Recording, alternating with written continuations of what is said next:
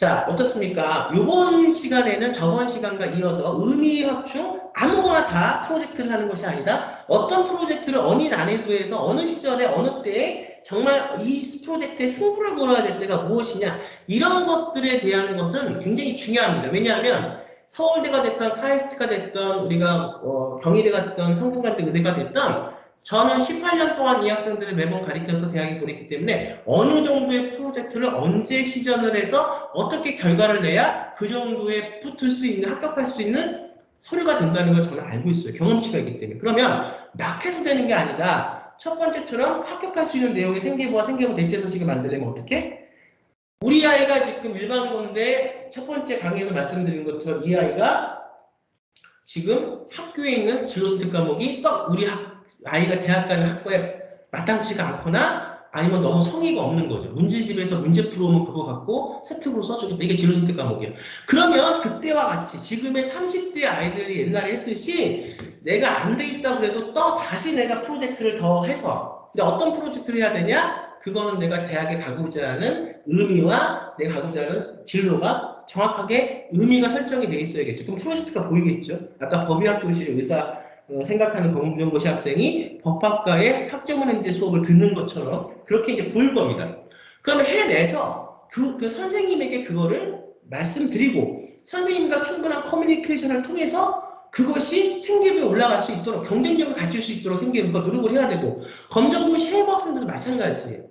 이것이 1년 반, 최소 1년, 뭐 2년 정도까지 들어가는 기간에 충분하게 진로 역량에서 그걸 발견해서 성장하는 그 과정까지 그러면서 언제 10학년 후반에는 무슨 프로젝트를 해야 되고 11학년에는 프로젝트를 이렇게 해서 어떤 정도의 퀄리티까지 12학년까지 정도의 퀄리티를 만들어야 성장시켜야 그걸 갖고 경쟁력을 인정받아서 대학에 가는지 이 내용이 굉장히 중요하다는 거죠. 그래서 두 번째는 우리가 지금 강의에서는 의미와 관련돼서 진로 역량과 전공 적합성이 어떻게 다른지 이거 말씀드렸고 그 다음에 또 하나 말씀드리면 이제 고교학생들입니다. 그래서 일반고 학생들이 고등학교에 선택하는 것도 중요하고 정말 고등학교 선택이 대학에 거의 다 좌우할 수 있어요. 근데 우리가 특목고 자사고 민사고만 대학 학교를 갈 수가 없고 고등학교를 갈 수가 없잖아요. 준비했다 떨어진 학생도 있을 거고 또 전략적으로 내신 때문에 그런 학교를 안 가고 일반고를 우리가 선회해서 내신을 잘 따고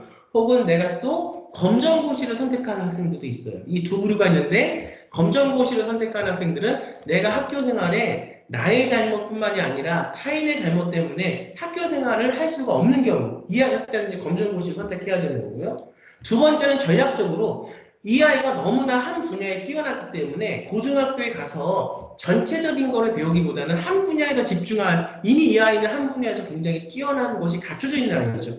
그랬을 때는 전략적으로 검정고시를 선택하는 학생들이 있습니다. 근데 어쨌든 저는 선생님 입장에서는 그런 부류가 아니면 학교를 다니면서 해결을 하는 게 저는 더 맞다고 봐요. 극단적으로 대학만 가려고 하면 검정고시를 선택하는 게 훨씬 낫지만 근데 아이들을 전적 인격적인 걸 가리키는 선생님 입장에서는 그런 어떤 그 케이스가 아닌 학교를 다니는데 중요한 거는 내가 일반고에서 어떻게 이것을 내가 전략을 짜서 세특이라든가 진로선택 과목이라든가 이것을 고교학점제 체제 안에서 어떻게 내가 활용을 하냐에 따라서 생계부의 세특과 내용, 행특의 내용들이 달라지기 때문에 노력을 하셔야 됩니다. 예전 십몇 년 전에 지금의 30대가 된 우리 제자들이 내신 때문에 그렇게 선생하고 싸웠던 것처럼 근데 그래서 그 학생들이 포기한 학생들은 대학을 못 갔고 그럼에도 불구하고 지금 다 결과가 나와 있잖아요. 4점대 중후반도 70% 80%의 컷으로 학과에 따라서 물론 다르겠지만 의대는 먹기는 안 되겠지만 일반적인 경영학과나 일반적인 학과에서 3점대 후반 4점대 초반도 경희대학교 성균관대를 갔다는 게 지금 다 학교를 통해서 홈페이지를 통해서 공고가 돼 있지 않습니까? 그런 것처럼 일반고에서도 그렇게 프로젝트를 해나가고 그렇게 선생님과 커뮤니케이션을 하면서 나가야 됩니다.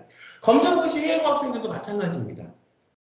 그냥 학교, 국제학교 다닌다고 해외고 다닌다고 한국으로 올 학생들이 국제학교 해외고에서는 국내 입시 학생부 종합전형에 대한 프로젝트를 해주지 않습니다.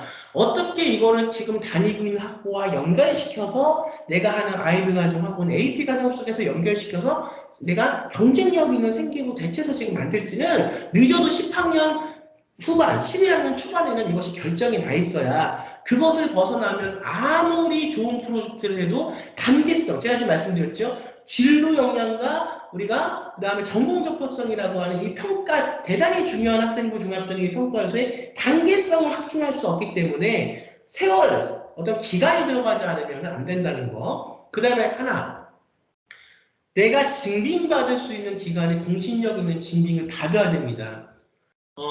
제가 저번에 설명드렸지만 대안학교에서 학교에서 열심히 시킨 걸 해서 대안학교는 증빙이 안 되는데 그 학교에서 하라는 것만 했기 때문에 그걸 내면 된다고 생각하시는 건 큰 오산입니다. 왜? 증빙도 잘 안 받았을 뿐더러 안 돼 있을 뿐더러 공신력이 없는 기간이니까 내용 자체도 굉장히 평이하기 때문에 이 내용 테드 공부하고 독서 내가 읽은 거하고는 이거는 경쟁률이 21.98%, 더 나아가서 의대는 30대 1 정도 되는 혹은 30대 1보다 더 되는 대학들도 많이 있는데 어떻게 내가 테드 공부하고 독서한 것이 어떻게 프로젝트한 학생들에 비해서 그 학생들을 뽑을 수 있겠습니까? 근거가 낮잖아요. 입학사관관들도 그 난이도 또 이것을 어떻게 성실히 수행하는 기간 그걸 통해서 이 학생이 무엇을 깨닫고 느꼈는지를 보는데 그만큼밖에 노력하지 않은 학생들을 뽑지는 않겠죠. 자, 그래서 중요한 거는 대안학교, 비인가학교 중요한 거 특히나 이걸 어떻게 증빙받을 것인가 두 번째 이것을 기간을 갖고 어떤 프로젝트를 어떻게 해나갈 것인가가 굉장히 중요합니다. 그래서 오늘 이 시간에는 저번 시간과 제가 같이 연장시켜서 전공적 합성에서의 생기부 대체서식 혹은 생기부를 만들어가는 방법 혹은 진로 역량에서의 생기부 대체서 생기부를 만들어가는 방법에 대해서 말씀을 드렸습니다. 점점 더 제 강의는 학생부 종합전형에 합격하기 위한 합격할 수 있는 내용 쪽으로 점점 들어가겠습니다. 그러면 다음 강에서 제가 뭐 강까지 다음 강까지 찍을 수 있을지는 모르겠지만 제가 시간을 확보해서 다음 강에서는 어떤 걸 제가 말씀을 드리냐 그럼 고교학점제 시대에서 이미 그 진로를 우리가 세팅하고 들어간 학생이 어떻게 혹은 또 생계부 대체서식, 고교학점제 시대에서 해외 공정고시 학생들도 생계부 대체서식을 만들 때 학종에서 국내로 올 때 어떻게 그 처음에 내가 로드맵을 짜서 들어가는 것인지 여기에 따라서 앞으로 나눠질 프로젝트의 난이도다 이런 것들이 굉장히 달라지고요. 중요한 거는 가장 정말 중요한 건 다음 강의 설명드릴 거는 어느 정도의 난이도를 해야 내가 카이스트, 서울대, 그다음에 뭐 그다음에 내가 연세대학교, 뭐 성균관대, 경희대 같은 학과 혹은 의대를 갈 수 있는지 결국 중요한 거는 해서 그것이 어느 정도 통용이 되는지에 대한 그 난이도가 중요하잖아요. 분명히 말씀드리지만 처음부터 어려운 프로젝트만 통짜로 해서 가는 게 아니다. 의미, 그다음에 진로적합성, 전공적합성, 그 다음에 중요한 건 난이도의 어떤 식의 조절을 할 때는 정말 최상위권의 난이도가 필요하면 해야 되고요. 내가 이 부분에서 최상위권의 난이도보다 조금 성장하는 과정을 보여주기 위해서 11학년 때는 이 정도의 프로젝트를 한다면 그렇게 해야 됩니다.